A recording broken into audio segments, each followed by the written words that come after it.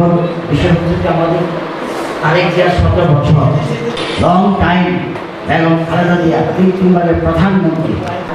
আমরা আমার বক্তা বলেছেন নৌকা থেকে এসছেন, আমাদের কামে যেতে হবে সকলে সেখানে দিতে হবে।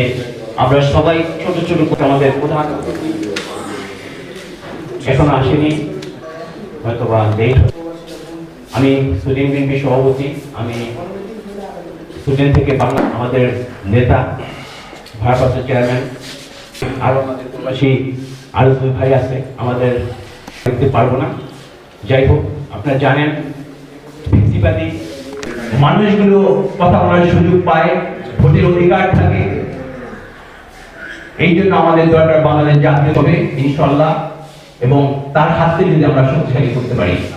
আমি এই বলে সভাপতি জনাব শরীফ উদ্দিন, আমি তাকে বিনীতভাবে আমন্ত্রণ জানাচ্ছি কিছু কথা বলার জন্য।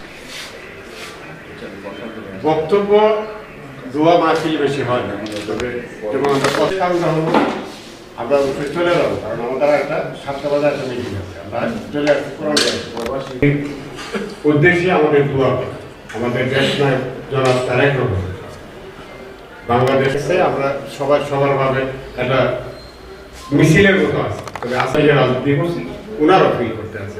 তবে আপনাদের এখানে আসছি, আপনাদের সাথে সাক্ষাৎ হয়েছে, সুস্বাস্থ্য কামনা করে আমি আমার বক্তব্য শেষ করছি। বাংলাদেশ জিন্দাবাদ। এবং আমাদের প্রিয় নেতা, এদেশের মানুষের নেতা তারেক রহমানের স্বদেশ প্রত্যাবর্তন, আমাদের বিএনপি কানাডা শাখার সভাপতি উপস্থিত, আমরা উপস্থিত ভাই ও বোনেরা, আসসালামু আলাইকুম। 1971 সালে আমাকে নিশ্চিতভাবে নির্যাতন করা হলো। তারেক রহমান সাহেবকে ফ্যাশনে ঝুলিয়ে তার কোমর ভেঙে দেওয়া হয়েছিল। সেই সময় চিকিৎসার জন্য পরে জীবনে তার ফিরে এসে দেশে ঘোষণা করেন বিশেষ অভিজ্ঞতা নিয়ে। আমরা নতুন পুনর্জাগরণের এক বাংলাদেশ সৃষ্টি করবেন। জিয়া রহমানের যে দৃষ্টিভঙ্গি ছিল, সেই দৃষ্টিভঙ্গির জাগরণে নির্বাচনের মধ্য দিয়ে বিএনপি এবং তারেক রহমানের নেতৃত্বে বাংলাদেশের গণতান্ত্রিক সরকার প্রতিষ্ঠা। ইতিমধ্যেই আমাদের সাংবাদিক অলিশেরা ওনারা কিন্তু এই প্রোগ্রামের সাথে জড়িত না, আমরা এই প্রোগ্রামের সাথে জড়িত।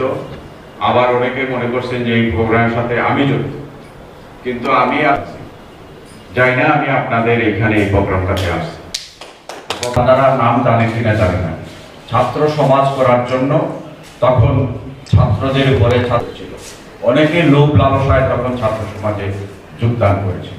তো আমরা এটা ঠিক না। আমি এখন আসার পরে আমার আরেকটা আইফোন কিন্তু আমি এতে ফেলে আসছি, এই আপনার গাড়িতে আমি ফেলে আসছি আইফোনটা। এখন এই ড্রাইভার সাহেব দেয়ার এক্সপার্টিস ইন মেনি ওয়েজ, এরা অনেক কিছু নিয়ন্ত্রণ করে। এরা অনেক আমাদের অনেক লোকরা আজকে বিভিন্ন কর্পোরেট মিলস, এটা ঢাকার কর্পোরেট না, কর্পোরেট মিলস সুস্বাস্থ্য কামনায়, রোগ মুক্তি কামনায় দোয়া চেয়ে তারেক রহমান সাহেব 17 বছর পরে দীর্ঘ সংগ্রামী জীবন যাপন করে কিছুক্ষণের মধ্যে তিনি জীবনে আরো ইজ্জতের সাথে নিরাপদে আমাদের মধ্যে আসতে পারেন। সেজন্য আমরা আজকে আল্লাহর দরবারে হাত তুলে মোনাজাত করছি।